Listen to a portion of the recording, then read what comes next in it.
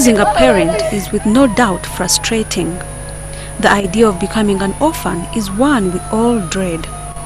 But when the circumstances of life hit hard and nightmares like death turn to reality, we dance to the tunes of the music.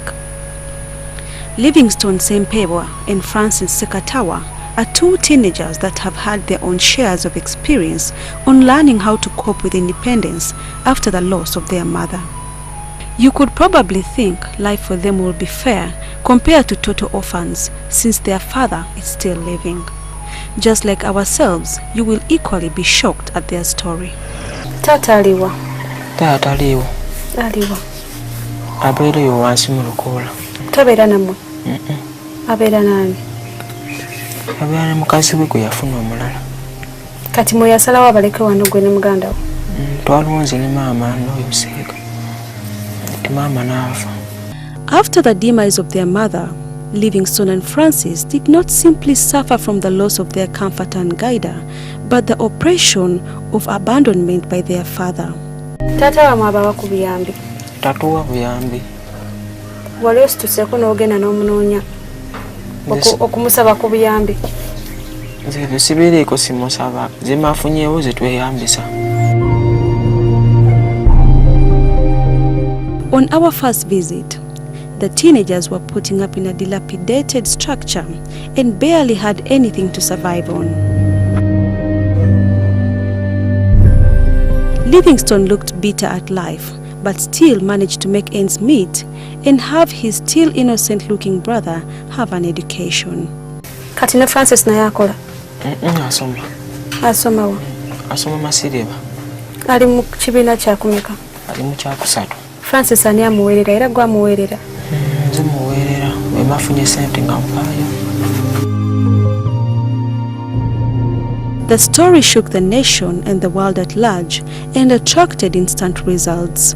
Major among them, the construction of a decent house by Standard Chartered Bank.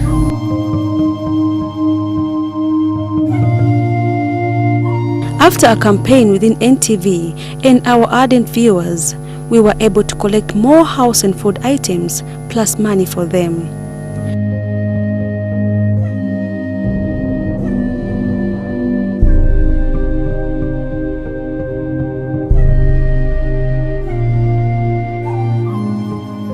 We make a trip back to Chiboga to deliver the items and check on the progress of the boys. Everybody is excited to see how life has transformed for them.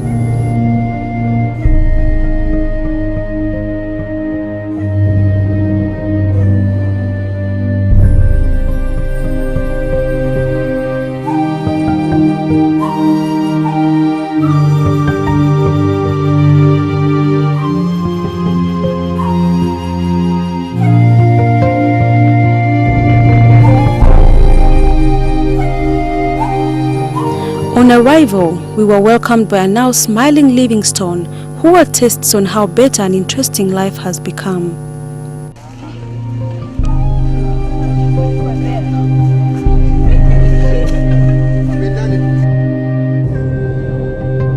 Bwe mwava wano, mbeera yakyukira ddala kusinziira bwe nnali.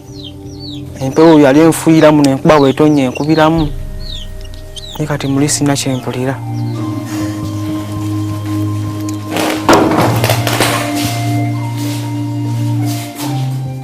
Kino kyalinganga kirooto okufuna ennyumba eno. Lino ly'eddiiro lyaffe, bino bye bintu bye batuleetedde. N'entebe nazo tujja kufuna tubeere naffe obulungi.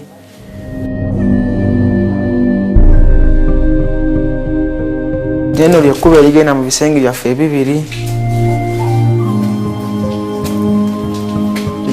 Kino kye kya muto wange ali ku ssomero. Buno bwe buliri bwe. Yakireka wano tukisiba.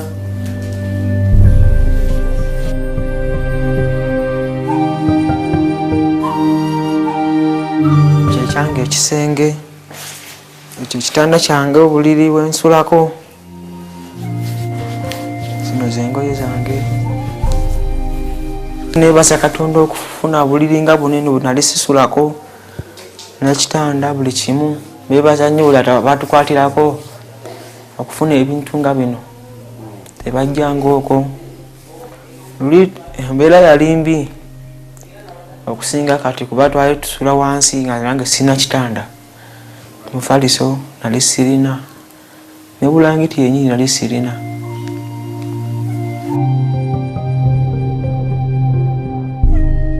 We are, however, told Francis is now in a faraway boarding school in Mukono, all courtesy of Life Stories.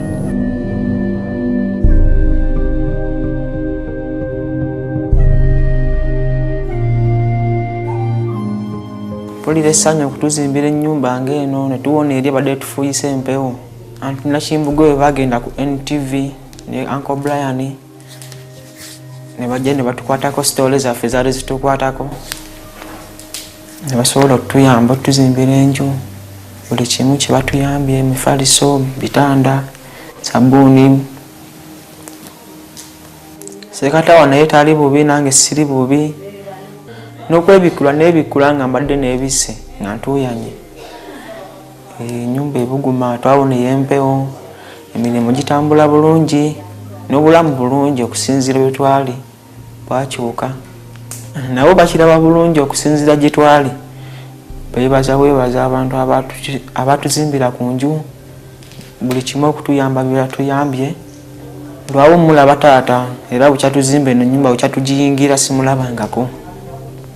Ebyokulya nkola nefunayo sente ne tugula emmere, kati nasigalawo bwomu. Lusimbayo nakiro siyagaana kufumba, nvayo buli kimu nkimaze gye nkola. Nsobola okwekozesa nga mtandisewo ka bizinesi akange, nsobola okukatambuza bulungi.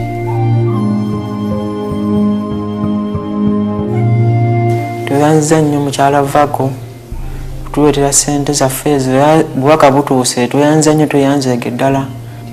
Nebaza nnyo NTV okutuyamba okutuzimbira ku nju, okutuwa ebintu bye batuwadde.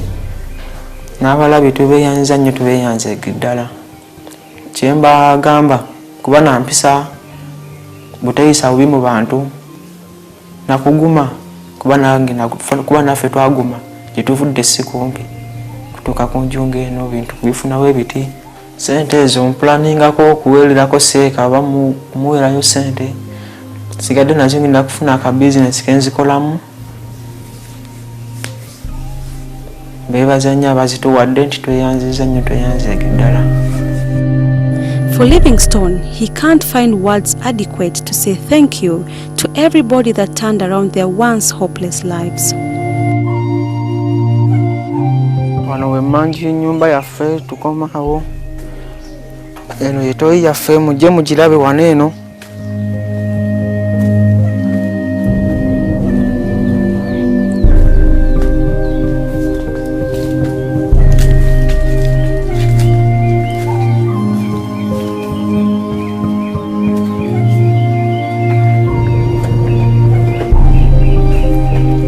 Toyi wano eno. Kino kyekinabiro matunaabira mutugenda onaabiranga. Kale eno ennyumba yange enkadde njirundiramu enkoko zange n'okufumba nfumbiramu.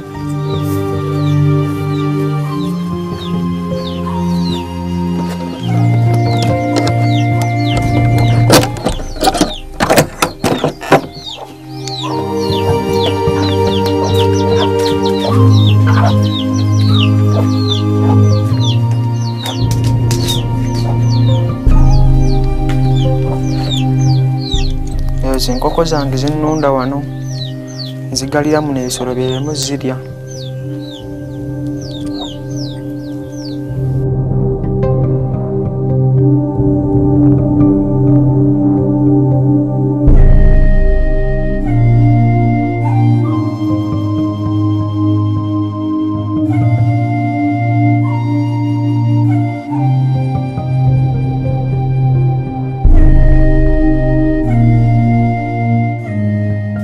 Very much, and we are glad to see you again.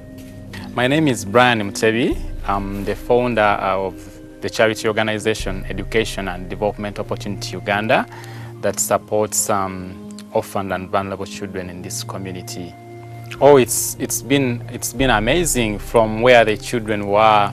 The house that was collapsing on them, they literally did not have where to sleep. They were sleeping on a pile of rags, and the house had holes. When it rained, it rained on them.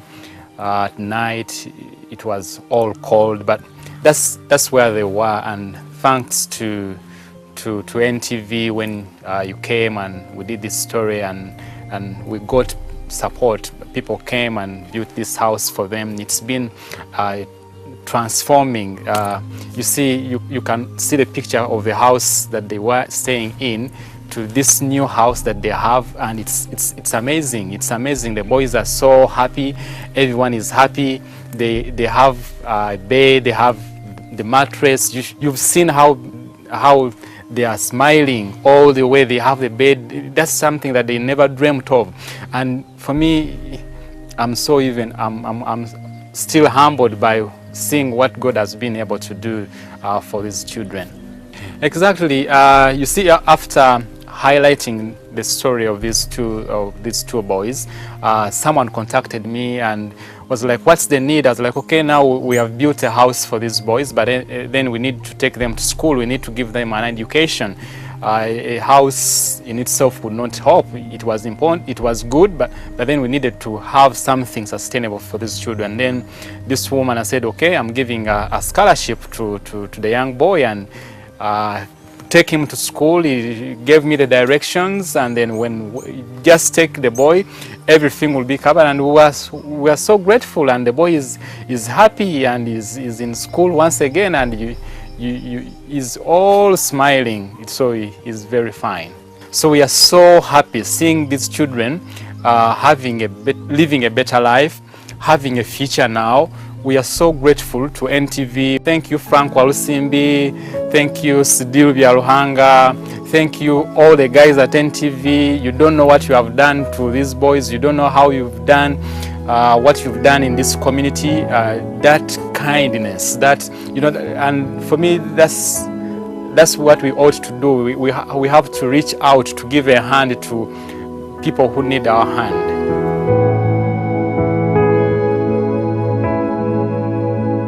The one I would give to Livingstone and Francis, one is to be thankful for God, because there is no other way how this could have been possible other than the mercies of God. And then for Francis, who is back now in school, to value an education so that his life is transformed forever. And then for Livingstone, whom we have planned to begin some small scale business, to value that business, to grow it, and then improve his own life.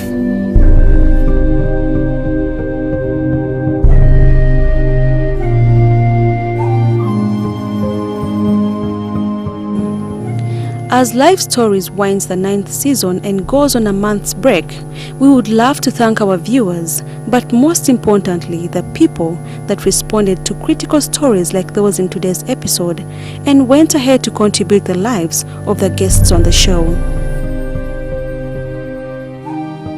We'll return for our 10th season even better to inspire and evoke the deepest of emotions.